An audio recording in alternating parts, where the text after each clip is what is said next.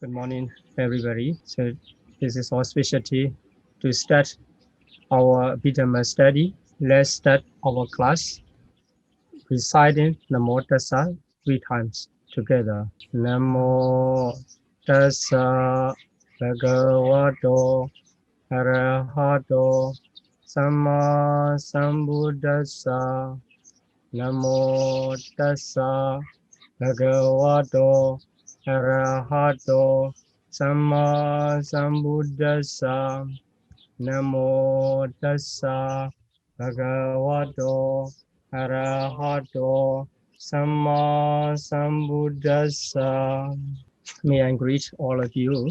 First of all, this is the auspicious time to meet all of you here studying Abhidhamma, which is the profound teaching of the Buddha.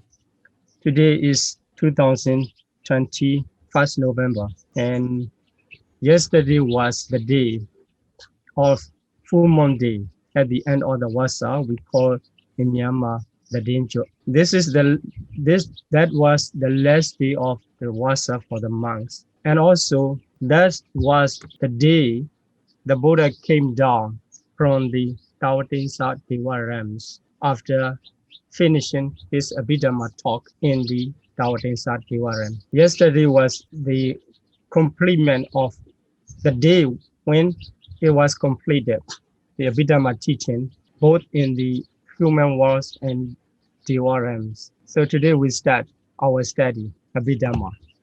So this was a wonderful connection. And also, I would like to let you know about the information of this class. This class especially intended for the learner and candidate of the Abhidhamma exam held by the Ministry of Religious Affairs and Culture of Myanmar. So that examination has 3 levels. The first level is studying the book of Abhidhamma Sangha. So ordinary level, it was also divided into 3. And in each level, the test or question for 3 chapters. Now we are going to study first level and second level of ordinary level of Abhidhamma examination. I would like to share my slide.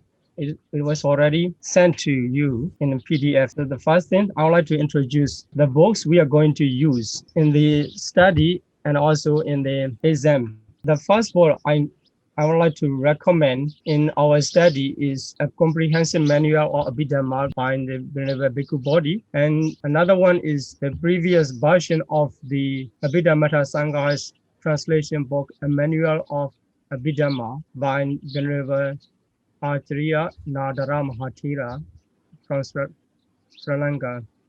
And the dashboard itself is written in the Pali. So we were trying to understand the language we are using. So the English is available for all. So in this class, we are going to study in English, but we have to remember the original text is written in Pali. And later in this class, in this session, I will introduce about the textbook. So I think you already have the comprehensive manual of Abhidhamma by Venerable Bhikkhu Bodhi. So the other books, 3 books I recommend that the first one is Abhidhamma in Daily Life, and composed by the Janaka Biwansa, and Handbooks of Abhidhamma Study, Venerable Sayadaw U Silananda. He was a very famous in Abhidhamma teaching. And also the third one, our previous Riyada Sayadaw of the ITBMU, Dr. Venerable Nandamala Biwansa's book, Fundamentals of Abhidhamma. It has 2 volumes.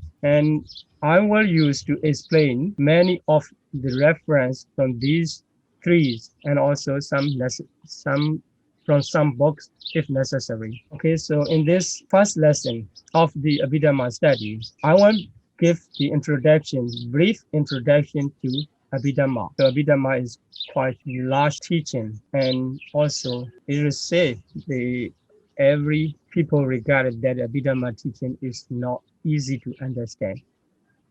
That is true. But if you have the right method to approach the Abhidhamma learning, to catch up the essence of the Abhidhamma will not be so much difficult, so difficult that you have thought. So I hope we could find the way to approach the easiest way to approach the Abhidhamma. In order to understand the Abhidhamma teaching, we have to know the classification of the Buddha's teaching. These are divided into three. So in the Pali, it is called and Tipitaka. This is called Tipitaka.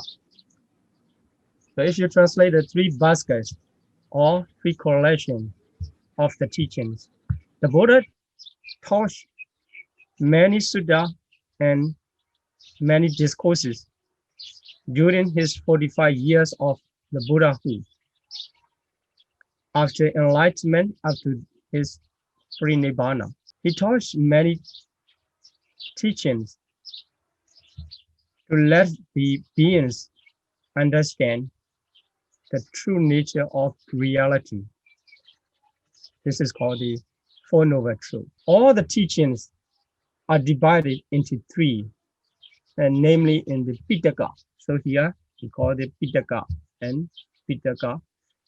These are in Theravada traditional belief.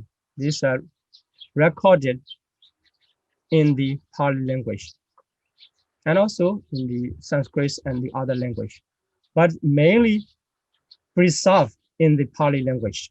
So we Theravada followers trying to study the Pali language so that we could understand properly Buddha's teaching. And all the Buddha's teaching are divided into three. These three are called Pitaka. The direct translation is basket. Basket is to put in something. So here also, the teachings are put into the basket, three baskets.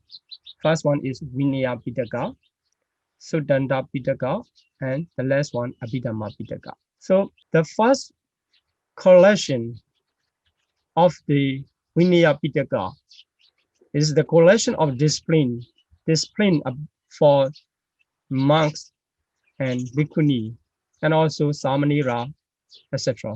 Usually understood monastic codes. And the second one is the collection of discourses. On various occasions, the Buddha taught to different people, different beings.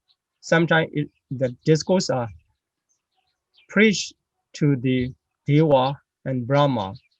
But later, the disciple of the Buddha collected all the sutta taught by the Buddha to different beings.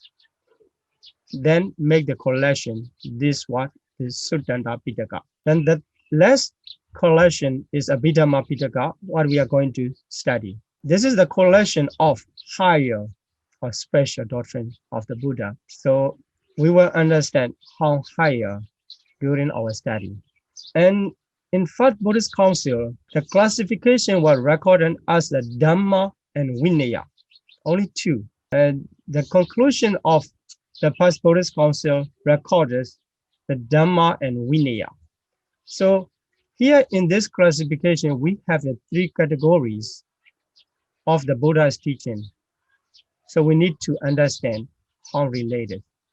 So in the word Dhamma and Vinaya, Vinaya refers to Vinaya Pitaka, and the Dhamma refers to Suddhanta Pitaka and Abhidhamma Pitaka collectively.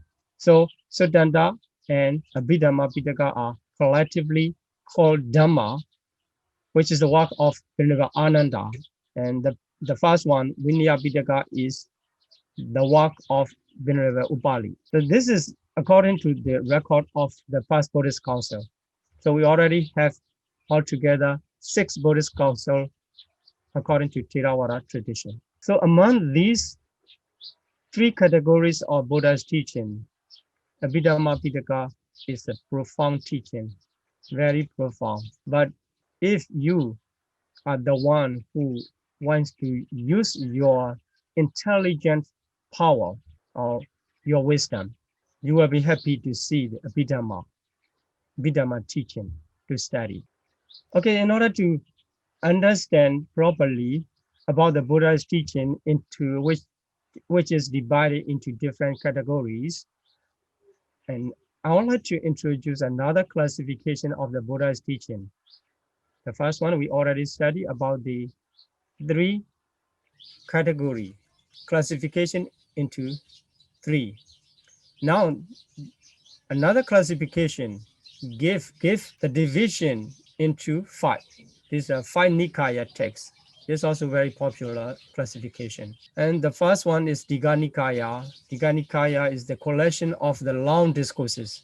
So later the Buddha's disciple collects the Buddha's teaching, seeing the duration and the text. If it is long, collect it into the Digha Nikaya, long discourse. And the second one, the Medallion discourses, Majjhima Nikaya, and these are translated into English, and then you can read and you can study. And also the third one is Samyutta Nikaya and Anguttara Nikaya. And the last one of this classification is Khuddaka Nikaya. The word Khuddaka means minors. Minor does not refer to not importance. Minor is small, but every teaching of the Buddha are importance, equal importance. So the Khuddaka Nikaya has a lot of books under the title of the Khuddaka Nikaya.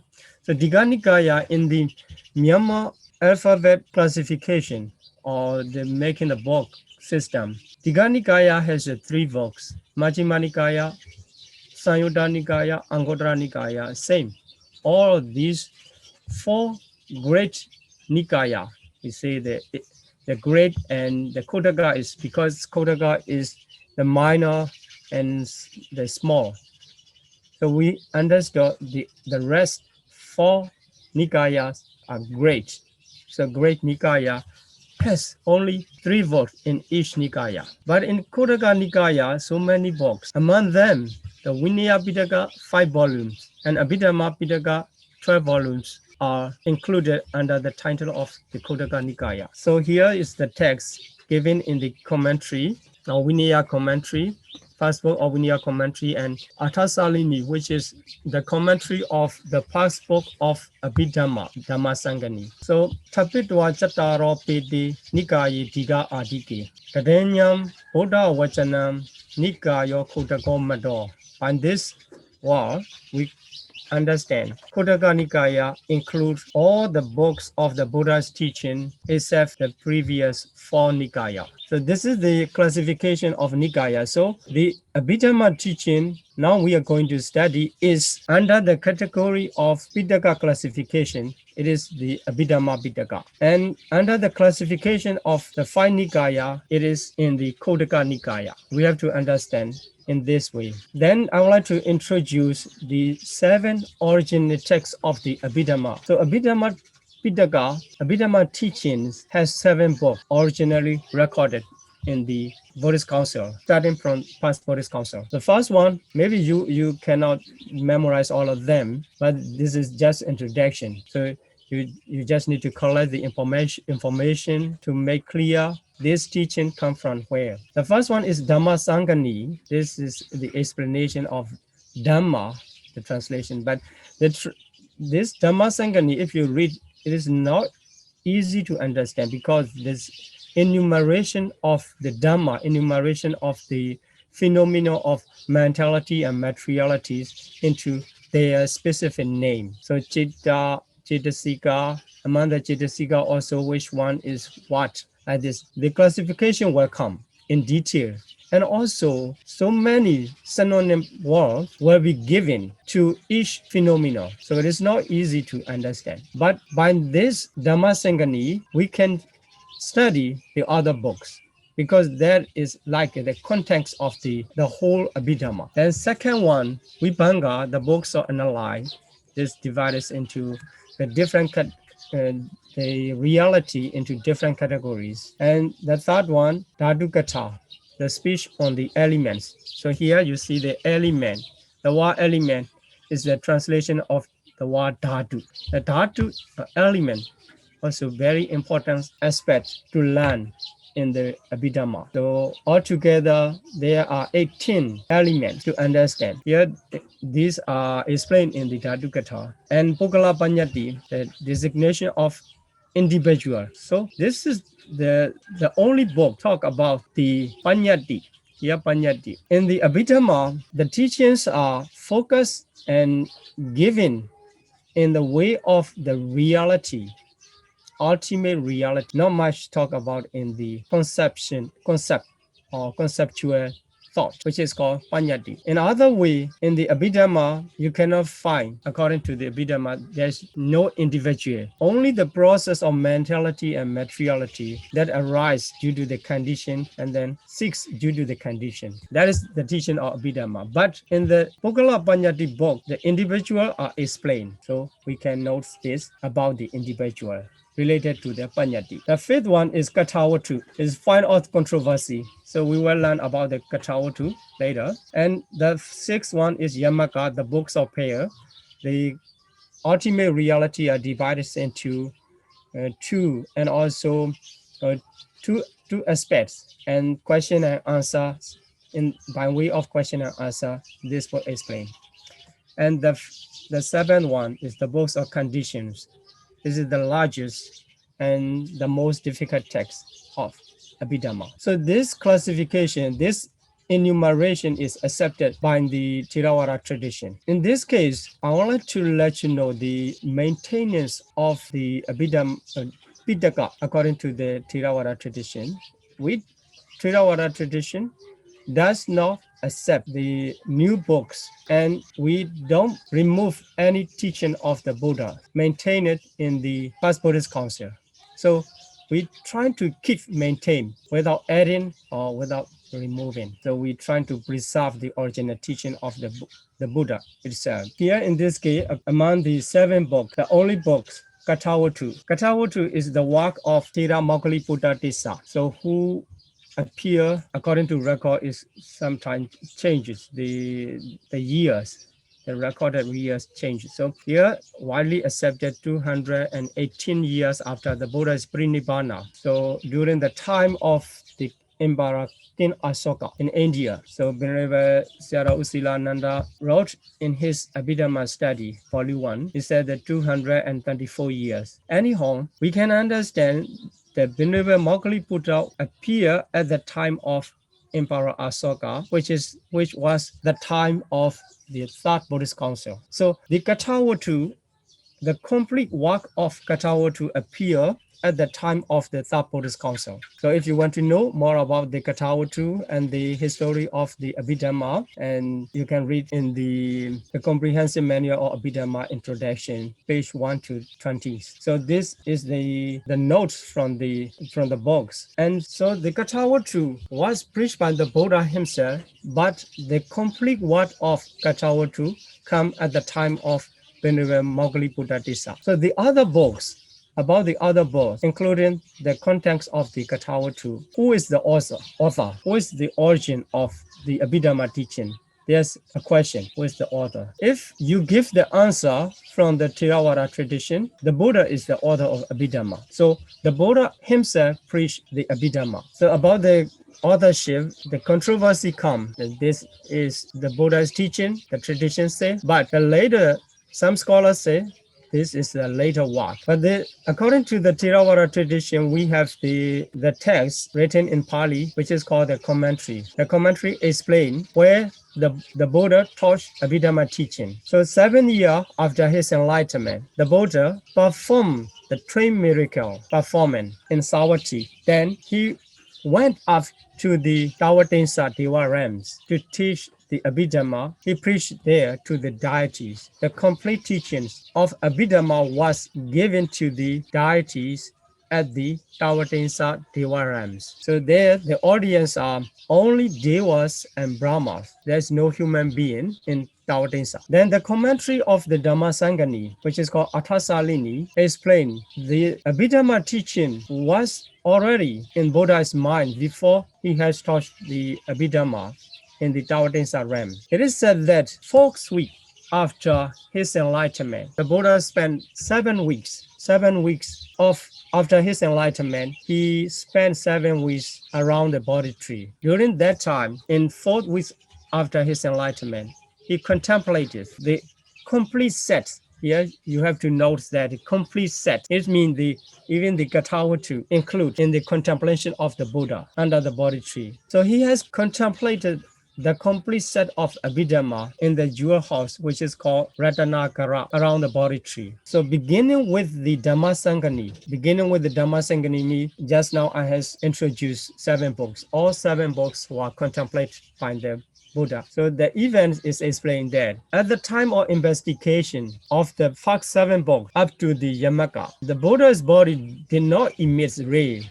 So it is normal, just contemplate. And that the teaching, the Dhamma, or in other words, all the natural phenomena come into the Buddha's mind. But outside, there's no change. When the Buddha contemplate Patthana, the last teaching of the Abhidhamma, the Buddha's body emits the auspicious rays. Why? The reason is the result of the working of omniscience, Sabbanyuta Jnana. The Sabbanyuta Jnana can contemplate the Dhamma in first 6 books easily. You can say that easily because the omniscience is very powerful. The teachings, it cannot match to the omniscience, the great knowledge of the Buddha. Then when it is come, the last part of the Abhidhamma, Patthana, that natural phenomena, the conditional natural phenomena to understand is not easy. The test itself become difficult. So the knowledge make more effort. The Buddha make more effort using the great knowledge, great wisdom.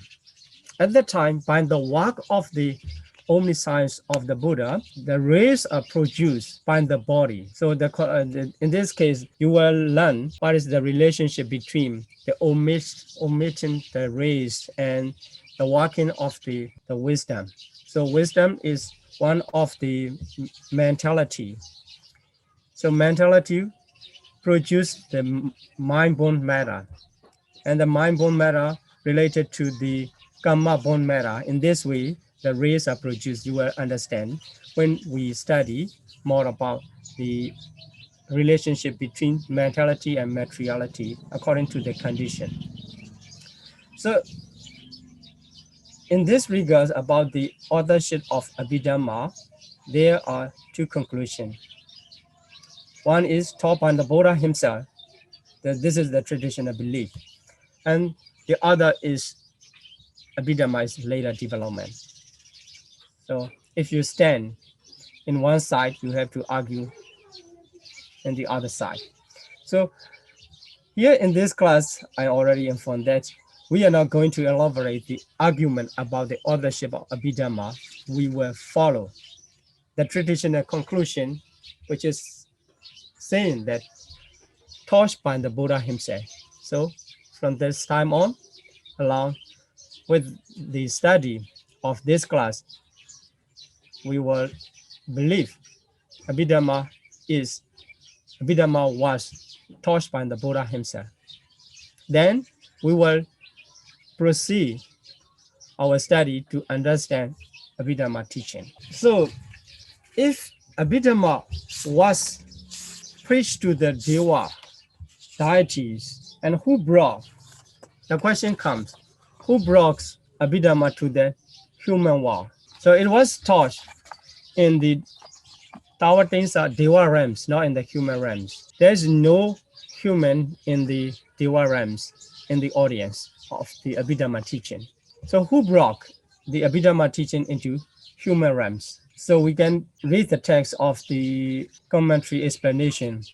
So commentary explain the events during the days when the Buddha is teaching in Tawatensa. As a human being, the Buddha needs to have the meal. So this is the difference between human and devas. The human beings have more effort to take the food. So the Buddha was born as a human being. So he followed the nature of the human being and he came down to the human realms for lunchtime. Before lunchtime, he came down and he went to the Uttaraguru, the North Islands, for his ashram. Then he take his meal on the bank of the Anodata. Okay, so in this case also, there's a question. At the time, the Buddha came down to the human realms. How about the teaching? Did they take break time or how it's continued. So the Buddha created another created Buddha, created image, which is called the Nimitta Buddha in Pali, and make the determination from this teaching to that teaching, from this time to that time. During the time, the Buddha go for his lunch. The Nimitta Buddha must preach this part of Abhidhamma teaching. By this determination, the Nimitta Buddha, the creator Buddha, continue Abhidhamma teaching. Only a few Deva, a few Brahmas, a few deities can notice that changing of this is the Buddha and this is the creator Buddha. So anyway, the teachings continue even the time the Buddha came down to the human realms. So the Buddha came down to the human realms and he go for almsgiving and he take his meal. At the time, Venerable Sariputta, who is the chief, one of the chief disciples of the Buddha, he approached to the Buddha to serve at the time, meal time, and he served with water and something else necessary. After the meal time, after finishing the lunch, and the Buddha preached briefly to the Venerable Sariputta about the teaching of Abhidhamma, what he has taught in that day. So Venerable Sariputta learned Abhidhamma at the exact day the Buddha taught in the Tawatinsa realm. Then the Buddha went back to Tawatinsa and the Venerable Sariputta come back to his monastery. At that time, Venerable Sariputta, he taught the Abhidhamma teaching he has learned from the Buddha at that day. He taught his Bhikkhu disciple, Bhikkhu pupil. So in this way, Buddha briefly teach to Venerable Sariputta, Venerable Sariputta teach to his Bhikkhu pupil, Bhikkhu disciple. So Abhidhamma coming down in that way from Deva realms to human realms. So we have to notice that the Abhidhamma is directly talked to the deities in complete set, but the Buddha gave the concept form of Abhidhamma to the Venerable Sariputta. So in this case, we can understand there are three versions of Abhidhamma teaching. The first one is the last version, which is taught to the gods and to the Deva and Brahma by the Buddha himself. The place is in Tawatinsa, Deva realms. It is said that why the Buddha preached Abhidhamma at the Deva realms, the Deva can keep their position without going around or moving and continuously long duration of Abhidhamma teaching. And another aspect to gratitude to mother. So the Buddha, the Bodhisattva's mother, Queen Maya Devi, passed away and she was born as a Deva. And she was the leader of that audience of Deva and Brahma. So this is the way to gratitude to the mother. And by this way, the Buddha let the beings understand to pay back the gratitude of the parents. There's so many reasons. And okay, let's continue about our three versions of Abhidhamma. The second version is concise version that was taught to the Venerable Sariputta by the Buddha on the bank of the lake Anottata. So this is very, the concise version, not easy to understand. Only the Venerable Sariputta could learn properly. Then because the Venerable Sariputta has a large wisdom, very great wisdom, so he could learn through the context, the thousand of explanation, thousand of definition. So the last version is Venerable Sariputta taught to the 500 pupils after learning from the Buddha, and he taught. That was the last version, is medium, not too large, not too small. So the Buddha taught to the Venerable Sariputta in very small form, and the Venerable Sariputta taught in the middle way. Okay, so now we have the Pitaka recorded from the First Buddhist Council.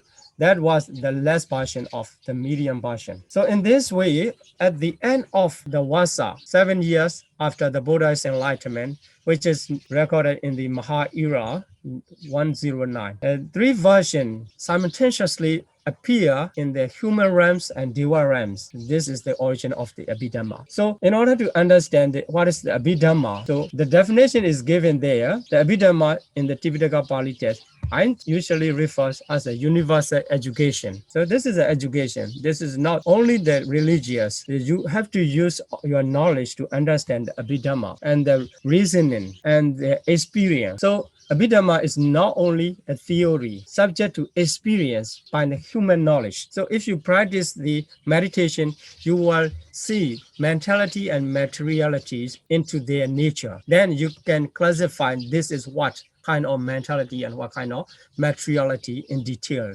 So learning and practice, connection come together in the Abhidhamma. So the explanation about the differences between the Abhidhamma and Sutta. I took this note from the introduction from the guide through the Abhidhamma Pitaka. So in the Sutta Pitaka, the explanation comes the person, I or you or like something else. So in the Abhidhamma, except the Bogala Panyati, there is no mention about the individual. It's just the physical phenomena and mental phenomena. So only the natural phenomena are divided into the physical and mental in order to understand true nature and precise nature. So here I said the conventional and Ohara Vachana and Abhidhamma emphasize on the Paramatha Vachana. So Paramatha Vachana means absolute things, ultimate nature. So why it is called Abhidhamma? Following the name given in Pali, this is the unique or higher teaching because it is explained in detail and in analytical way. So we can understand Abhidhamma excellent or distinguished teaching among the teaching of the Buddha, especially refers to the Sutta teaching. So here, Abhi and Dhamma. Abhi is excellent and distinguished. Dhamma refers to the teaching of Sutta. So Abhidhamma is more detail, given in more detail and in analytical way than the Sutta. So there are four contexts taught in the Abhidhamma, which is called the Paramatha. Altogether, the five contexts are given, including Panyati, because the books of Pogala Panyati includes the compassionate truth. So here, two types of truth, the ultimate truth and the compassionate truth. And under the classification of the ultimate truth, the four categories of teachings come. So here, the compassionate and ultimate truth. The nature of the compassionate truth, the compassionate things. So it is given different names. And the ultimate truth, I have to notice this, the approved by the characteristic, function, manifestation, and approximate cause. There's no that kind of approved in the compassionate truth. So here, I make the list 5 into 5. Chitta, Chittasika, Rupa, and Nibbana taught in the Abhidhamma Pitaka. Altogether 5. Here, the last one, Panyati, is included. Then if you say Paramatha, the ultimate reality and absolute truth, only 4, except the Panyati, consciousness, mental fetter, matter, and Nibbana. Panyati is not included under the name of the Paramatha because it is not an absolute truth. So here in this case, we can classify the two types of truth. That's introduction. You don't need to memorize everything. And so here, the Samudhi Saccā, conventional truth, and the Paramatha Saccā, ultimate truth. So here names is the Samudhi Saccā. The Paramatha Saccā, under the Paramatha Saccā, the ultimate truth, there are 4 categories, as I said in the previous slide, consciousness, mental, fetter, matter, and Nibbana. In this case, we can identify the conditional reality and unconditional reality and conditional reality. So conditional reality refers to 3 categories of Paramatha and ultimate reality, consciousness, mental, fetter, and matter. And Nibbana is unconditional reality. So there's no condition for Nibbana. And there are the specific conditions for the consciousness, mental, fetter, and matter. So according to the classification of the aggregates, the consciousness and mental fetter are included under the name of aggregate of mentalities.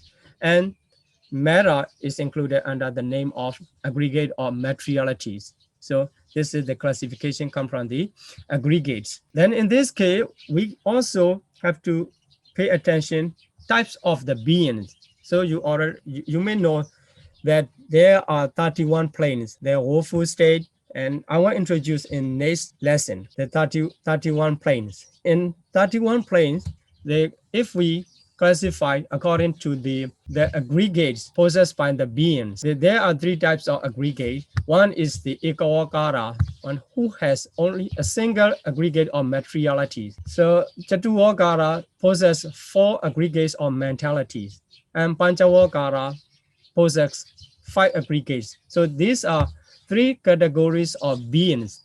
I will explain more detail in the next lesson in connection with the 31 planes. So in 31 planes, and beings are born and live and die in this way. So I will relate this slide into the next lesson. Okay, this is the same explanation about the previous slide. So here, the group of mentalities and the group of materiality, how it happened. This is just introduction. We will learn in detail later. So here, for the last part of this class, I like to introduce the Abhidhamma Sangha. So this text was written Acharya Anuruddha in between 10 and 11 AD. This type of the book is commentary, the concepts of compendiums. So these are the English translation. So this book explains all of the theoretical analysis of mind and matter, finally converges upon the practice of meditation. So explanation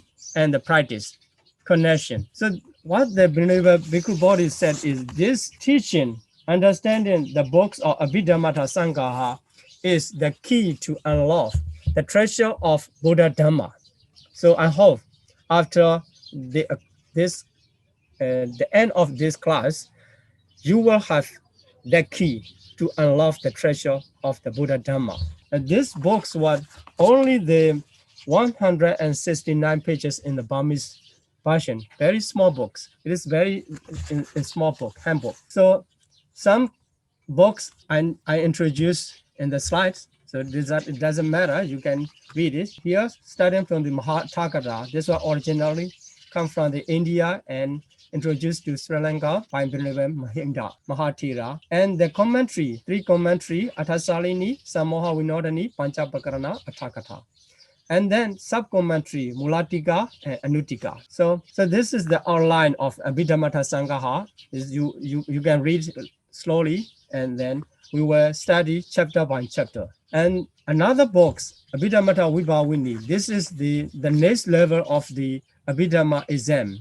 This also divided into three levels, and then this name is the Abhidhamma Vibhavini. This commentary of Abhidhamma Sangha. But this book was criticized by the scholars, Burmese scholar usually, Burmese scholar. The Vibhavini is full of mistakes, but it has the very good written form, and until now it is regarded as the book, very standard book.